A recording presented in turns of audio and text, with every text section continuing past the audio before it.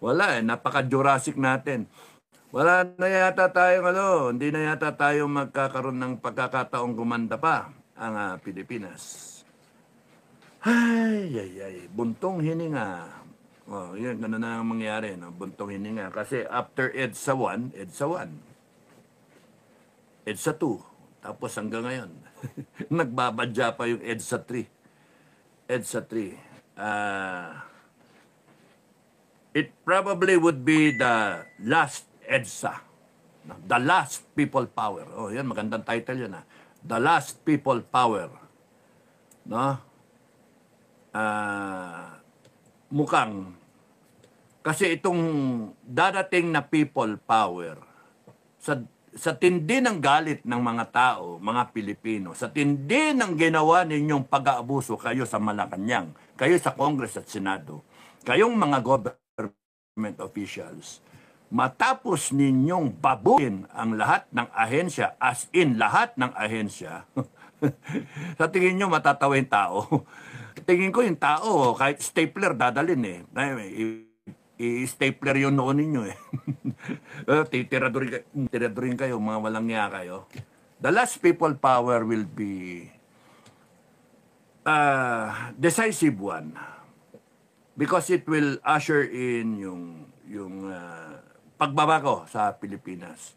The last people power will ensure that the Filipinos will do it right this time kasi hindi basta-basta bibitawan sa mga kinakaukulan. Hindi basta-basta na ibibigay sa mga politikong pulpul o kaya sa mga oligarko na nagkokontrol ng mga politiko.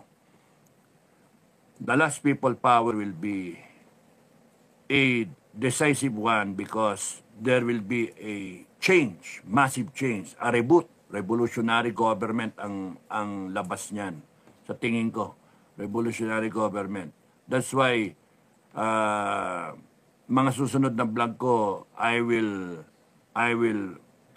look forward at pag-iisipan ko kung ano yung dapat na gawin sa isang revolutionary government. Thinking ahead, no? Kung sino man kayo na mga politiko, military, na nag-ambisyon, na baguhin ang Pilipinas, at least may guide kayo. Magpapatayan kayo, nag-uunahan kayo. Gusto nyo lahat maging umupo no, sa pwesto. Mga nanyo. Mga wala naman kayong alam. Mga, nako, nagmamarunong kayo, hindi naman marunong. Na hindi nyo nga alam kung anong problema, no? Sasabihin nyo, corruption. Yun yung problema. It's not really the problem. Corruption is a symptom of a much larger problem. The problem really is yung eroded na yung value system ng Pilipino. Yun, and it started from bata pa. Failure ng pamilya, failure ng eskwelahan, failure lahat ng pati sa office space, no? Sa environment na kinakalaki ng bata mula nung prep siya, kindergarten siya hanggang sa high school siya, college, and then nagtrabaho, lahat ng impluwensya sa kanyang karakter palpak. Kaya ayan, palpak. Kaya nga di naman lahat, no? Hindi naman lahat. May mga matitinong pamilya, lalo na yung mga yung mga far-flung areas. Shout out sa mga indigenous people of the Philippines. Sila ay may sinusunod na value system sa kanilang kanya-kanyang tribu, no? Hindi kagaya yung dito sa atin, Kristiyano pa naman, nakakahiya ang resulta, no? Makikita mo linggo-linggo nasa simbahan, nakaganon pa.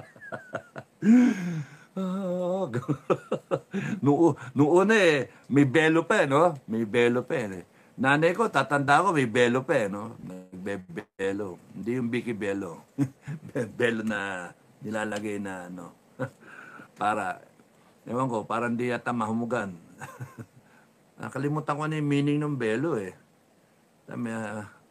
Kami, may baong pa kami yung nipad, kami mga bata, may baong kami, pinagtigisa kami ng kuya ko Shout out sa aking kuya, Raul, kamusta na?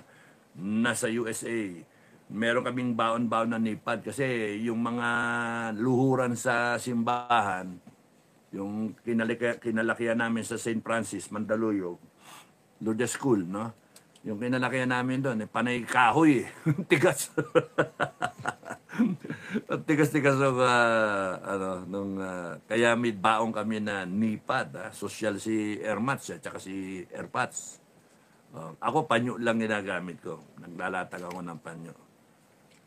Galit na galit si Mother pagka tumatapak ako dun sa sa luhuran. Papaluin ng pupok, bang. Ano ka? Wala kayong konsiderasyon dun sa mga mga susunod sa simba. Tatapakan nyo, tignan nyo yung mga sapatos nyo. Dumi-dumi, tapos luluhuran niya ng tao. Nga, no? Sabi yung gano'n. Nga, no? Ay, nako. Ba't ako nakapunta doon? Pinag-usap. So, ang doon, nakakahiya din yung mga asal ng Pilipino. Mga politiko, panay Kristiyano, no? Magnanakaw, ewang. So, ang tingin ko dyan, meron pa isang people power. Meron pa yan. Grabe itong isang people power na to. Now, ang nakakatakot dyan, pagka yung taong bayan, lumabas ng armado. Armado. May mga pamalo. Yung iba may mga pistol, may baril, may lisensya. Yung iba lalabas dyan na may mga kutsilyo, may mga itak, may sibat, may pana. Sobrang galit ba? Sobrang galit.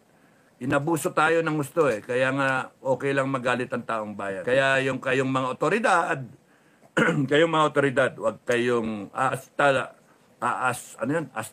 na ang tao susupilin nyo, huwag nyo kayo magkakamali. Hayaan nyo magalit ang tao, hayaan nyo ilabas kasi hindi na tama yun. Ginagawa. Inabuso tayo, pati konstitusyon, gusto nilang basta-basta baguhin to their favor. Rundown ulit tayo Yung presidenteng bangag, hanggang ngayon may question mark doon. Napakasimple, pa-hair follicle drug test, ayaw. Ibig sabihin, totoo yun. Nagdodroga siya. Hindi pwedeng ang presidente isang drug addict. Okay.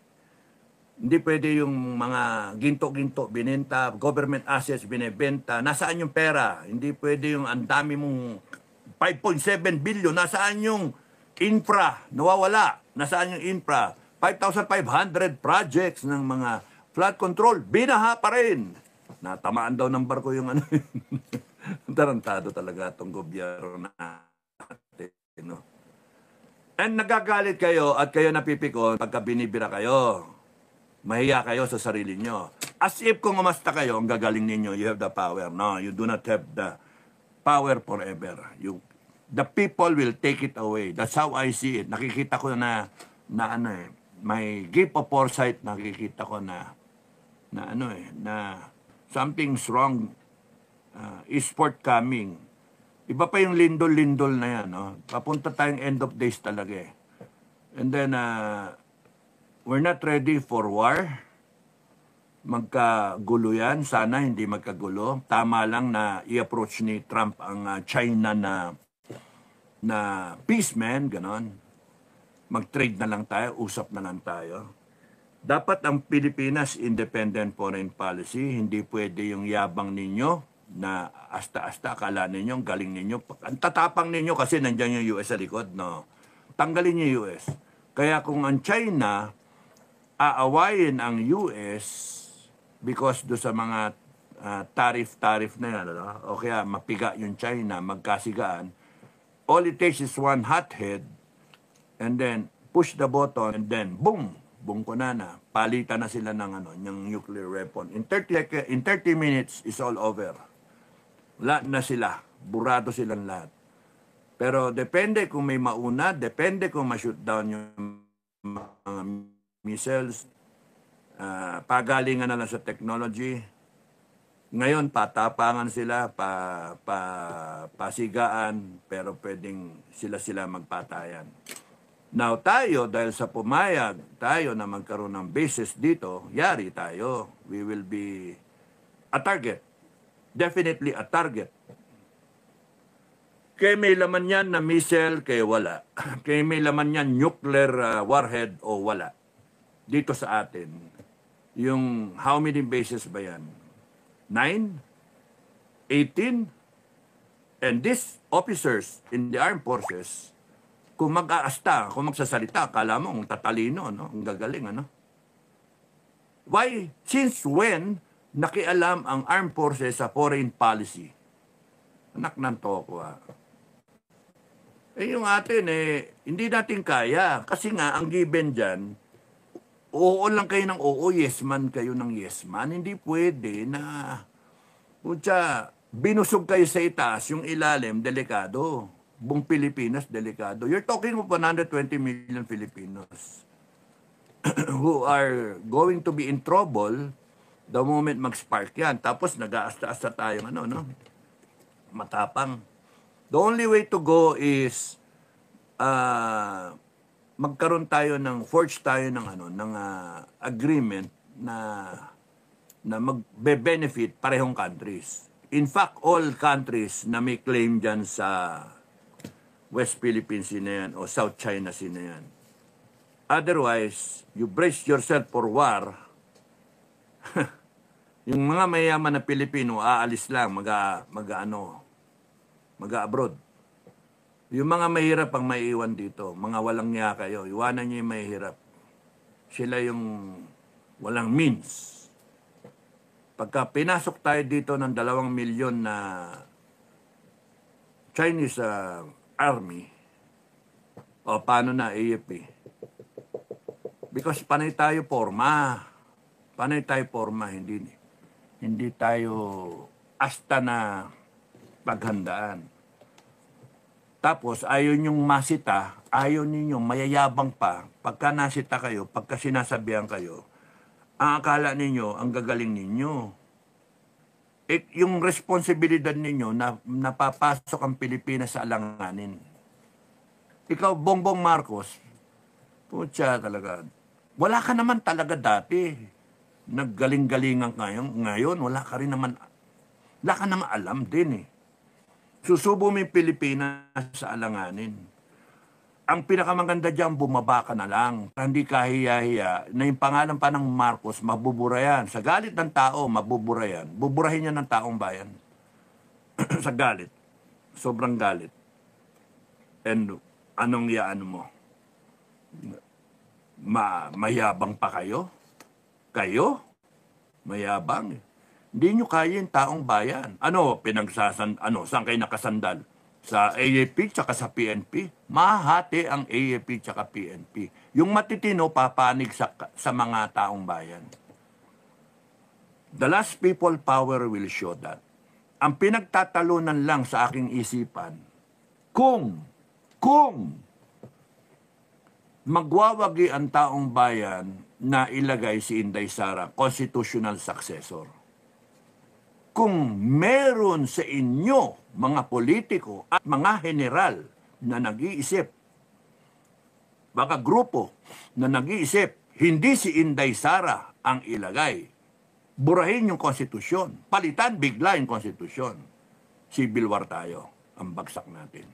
Because hindi papayag yung 32 million, mahigit pa ngayon. Hindi papayag. 90% ng Pilipino, hindi papayag. Ayon sa survey, basahin niyo mga survey.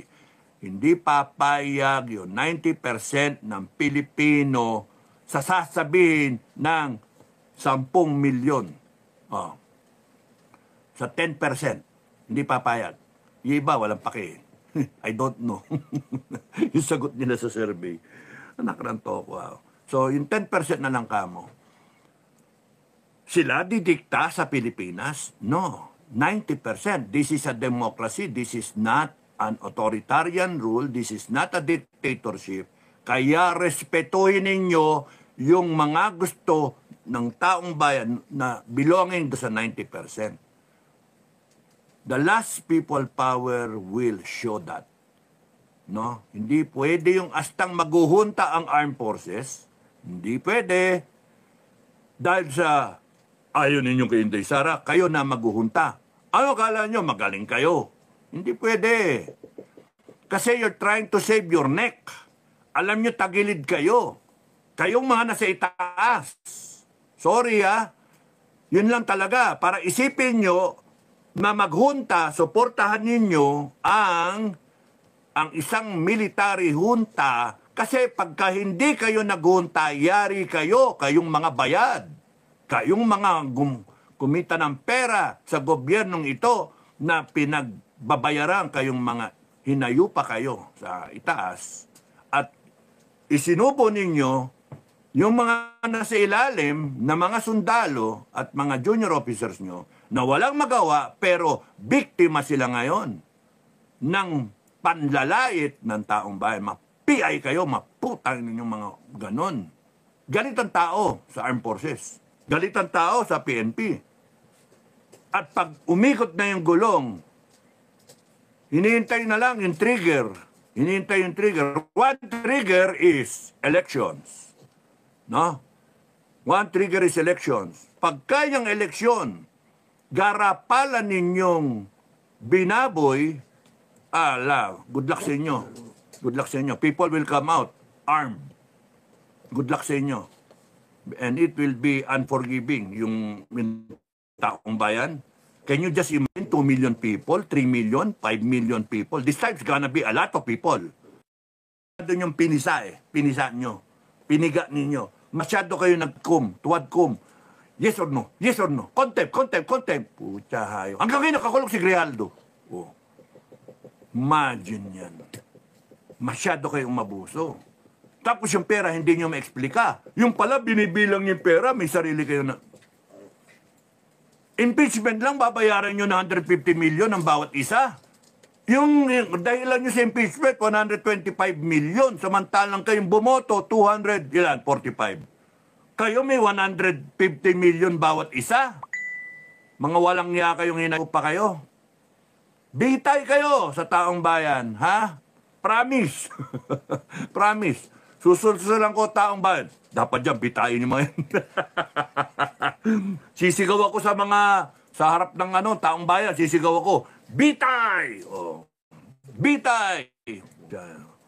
Ihilera lahat niya sa EDSA. Oh. Bitin pati warik. Tignan ko, pamarisan kayo, walang iya kayo. Bitin kayo pati warik. Yung ulo na sa ilalim, para sapak-sapak kayo ng tao. Sampal-sampalin kayo. Merong pat-pat na may pako, ipukul sa inyo. Hayop kayo. Kala nyo di kayang gawin ng tao yon, ng Pilipino? Gagawin ng taong bayan yon. Binaboy nyo Binaboy ninyo yung gobyerno, binaboy ninyo yung Pilipino.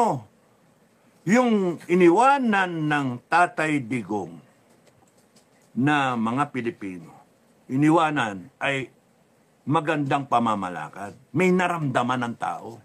Nagka-COVID, naramdaman ng tao yung pagmamahal ng isang presidente. Laglag bala na wala. Yung pagkain, okay lang. Kahit tumataas yung mga prices, okay lang. Nagawa ng paraan. Yung mga drug addict na wala. Nakakauwi yung mga babae. Ngayon bumalik na naman. Balik-balik na naman. Nagla-live na ngayon ang drug addict. Linsya kayo. That's why the last people power will be the real McCoy na people power. It will be the country-changing, honest-to-goodness na people power that may aasahan ng taong bayan na mabago. Whether or not na ang tanong diyan kung sino upo Siyempre, ang taong bayan, constitutional succession. Kami, constitutional succession kami. Yung mga magsasabi otherwise, sorry sorry. Hindi pwede. Constitutional succession. Inday Sara is the next in line. Ang ano dyan, hindi pwede yung aasta kayo na mas magaling kayo, no. Inday Sara went through an election and she won as Vice President, making her the successor of the presidency in the event na ang Bongbong Marcos matsugi sa overdose o kaya matanggal siya dahil sa yung taong bayan, tinanggal siya. No? So, maghunos dili kayo, yung mga nag-aambisyon ha, tumakbo kayo. Tumakbo kayo. Hindi yung i-appoint ninyo yung sarili ninyo. No way. Tumakbo kayo. Hindi pwede yung Inday Sara, mag-resign ka. Inday Sara, diyan ka lang. Hindi ka muna, kami na muna. Hindi pwede yon. The people will support Inday Sara. The people will die for Inday Sara. The people will fight anyone, all forces that will make sure na hindi si Inday Sara ang uupo. Tandaan nyo ha, mag-ingat kayo ha, kayo mga nag-iisip ng hindi tama ha, mga vested interest ha, mga personal na ano. Kung gusto ninyo magpatayan tayo, sige, magpatayan tayo kung yan ang gusto ninyo. Hindi pwede yung ano, yung papairali nyo yung gusto nyo. Ilan lang kayo? 90 million ang kalaban nyo. Okay? 90 million. And this time, the people will go out armed. Pagkakaiba sa mga naunang people power, 1 and 2, wala. Ngayon, dahil sa dami ng people power, dami ng rally na nauna, mga maisog, INC, Duterte indignation rally nung kinidnap siya from 12 to 16, tapos birthday ni Duterte, wala nangyari. Tinatawanan lang. Kaya yung tao, iisipin, kahit mag-rally tayo na mag-rally, araw-araw, buong taon, walang mangyayari. Kaya ang iniisip ng mga tao, yung mga nakakausap ko, lalabas sila armado. Patay kung patay. Ratratin nyo kami, yan ang sinasabi nila, ratratin nyo kami, putang ina nyo, hayop kayo. Yan, makuha nyo pang gamitin sa amin yung baril na binili namin para sa inyo. Yung budget nyo galing sa amin. Ganyan ang mga tao, gising ang tao. Kaya, ingat kayo. Kaya kayong mga matitino sa AFP, the moment na ang taong bayan lumabas at nagdeklara ang taong bayan, you follow my vlogs, pagka nagdeklara ang taong bayan, meron tumayo. As sinasabi, tapusin na natin to, you better know where you will stand with taong bayan o bangag. Doon kayo. Kung pipilit ninyo kay bangag, okay lang, sport lang ang taong bayan. Sport lang. Pero you better be sure you are ready to die for your president na bangag, kay tamba sa Congress. Because what you will experience is the wrath of the Filipino people. Lahat ng naipong sama ng loob, 40 years, no, since EDSA 1. Prior to EDSA 1, lahat ng naipon na sama ng loob, pinagsama-sama yan sa isang tao. Tapos i-multiply ninyo ng milyon. Yun yung mararamdaman ninyo. Kasi, inabuso ninyo eh. Binastos ninyo. Kinalimutan ninyo yung konstitusyon. Binaboy ninyo lahat. Lahat ng ahensya, binaboy nyo. Dinaan nyo sa tupad. Kinurap ninyo ang Pilipino. Kaya yung huli na people power will be a meaningful one and it will be the most remembered in our history. After that people power, lahat kayo terminated. Lahat kayo. Kayong mga nasa gobyerno, kayong mga abusado. Congress sarado, Senate sarado. And then yung human rights sarado yan, yung COMELEC sarado yan, no? Kasi talagang dapat isara kung dinaya yung election, patay na, di ba? How can we have fair elections by 2020? Hindi, sara na yan. Sara na yan. Ano na natin lahat. I-reboot natin lahat. Pati ugali ng tao, i-reboot natin. Lahat, i-reboot natin. Kaya pakinggan nyo yung sunod-sunod kong vlog, yun yung aking nakikita at yun yung aking magiging advice kay kung sino man yung nag-a-attempt. Baka si Inday Sara yan, ano? Si Inday Sara kasi si Inday BP no? Constitutional successor. At least may mag-isip para meron kayong template, meron kayong gustong gayahin, okay lang, libre, walang charge. May piso, wala. Libre, binablog ko. Like, share, subscribe. Yun lang ang di ba? Pero pag-isipan, and then, ang gusto ko sabihin, Inday Sara is going to be, probably, possibly, no, potentially, will be an end of days president, Inday Sara. Because yun yan, namatay ang Pope, kasama yan sa mga sinyales na mga precursor, yung kumbaga sa yung I'm gonna knock on your door, yun na, nandyan na sa pintuan natin, yung simula ng katapusan, yung 7 taon na tribulation na tinatawag sa Revelations. Sa ibang manghula, ang sinasabi naman na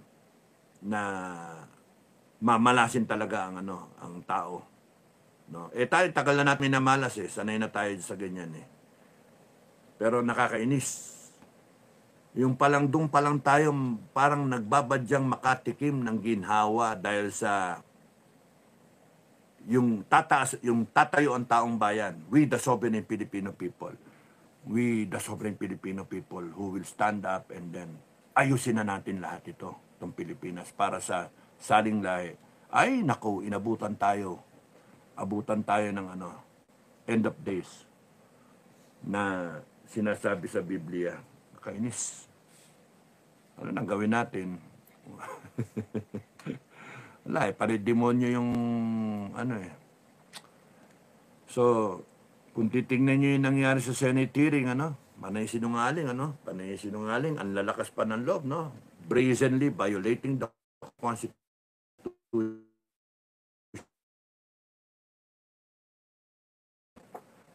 Bakit end of days presidency Inday na manalo magkaroon ng change of leadership ngayon because of people power na matitrigger kunwari because kagagawan nyo rin, Malacanang, kagagawan nyo lahat to. Pagka na-trigger yan, you cannot use the armed forces and the PNP. You simply cannot. Akala ninyo binayaran yung mga general. Hindi naman lahat yan gago May matitino pa rin dyan Tapos na yung mga colonel, ay nako, yung mga yung mga captain, teniente, sargento, maraming matitino dyan. Kaya nga pagka yung tao lumabas armado, makita nila, saan ba kayo? Anong gagawin nyo? Ratratin nyo yung tao? Alas, civil war tayo. Ilan lang yung armed forces? Diyos ko. Tatawagin nyo reservist? Hindi. Kampi ang reservist sa taong bayan. So, ilan lang kayo? 180,000? 200,000 yung PNP. So, roughly 380,000 to 400,000 na kamo. And then, kalaban nyo, andito, pagka ang taong bayan, right, sinabi ng taong bayan, to shoot to kill kayong lahat. Naku, putya. Yun yung galit Kayong gumawa niyan. Ang tagal nang umiiyak yung taong bayan. AFP-PNP, Makinig kayo, ha? AFP-PNP, tsaka mga retired. Matagal nang umiiyak ang taong bayan. Ano kayo? Pa-golf-golf. Pa-golf-golf. Pa-biyahe-biyahe. Pa-kotse-kotse kayo ganyan. Ang taong bayan, hirap.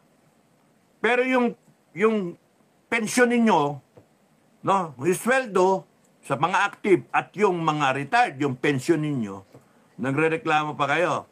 Yung taong bayan ang nagdidildil ng asin para lang makapensyon kayo. Pag golf-golf kayo, nasaan na ng taong bayan? Kampihan nyo sila.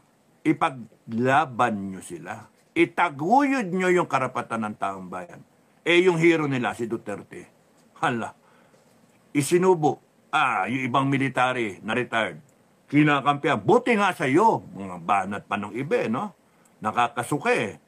May mga ganyan pa sa Facebook. Buti pa kayo. Sige, magsasalita kayo ng ganyan, okay lang. Freedom of expression. Pero pagka kayo tinanda ng taong bayan, pati kayo bitay. Ha? Kasi alam nyo na gagalit yung taong bayan, alam nyo na binayolate yung konstitusyon, binayolate yung karapatan ng taong bayan, ng tao, karapatan ni Duterte. Alam nyo mali. Putragis kayo, i-justify nyo pa. Sasabihin nyo pang tama. Dapat dito siya kasuhan. Eh wala naman nagkakaso sa kanya eh. Oh. Dadalhin nyo doon. 80 anyos. Wala kayong galang sa dating Pangulo.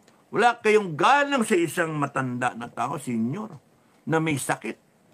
Tapos ganyan kayo. Magsasalita pa kayo, didikdikin nyo pa. Oh, si auntie. Si Kleng Kleng, no? Si Auntie Kleng Kleng. Nako, magsalita kayo, akala ninyo, hindi iikot ang mundo. Ginagalit ninyo yung taong bayan. Pinipiko ninyo ng mga Pilipino. The moment, trigger na lang yan. Isa na lang. Tingin ko dyan yung eleksyon eh. Pagka yung eleksyon lumitaw dyan, na binaboy talaga, puta na. Lalabas talaga yan armado. Lalabas ang taong bayan armado at tatapusin nila to. At hindi uubra yung tapang ninyo dyan sa Malacanang. Hindi uubra na meron kayong armed forces at saka mga PNP. Nasaan? Titirgasin nyo yung tao? Hindi, tatapang lalong tao. Puta na, umiiyak yan, nakatakip yan, nakabalabal ng puti na putang na, hampasin kayo. Bambuhin nyo yung tao? Lalaban ng tao sa inyo. This people power will be a different one. People are willing to die. Isipin nyo yun.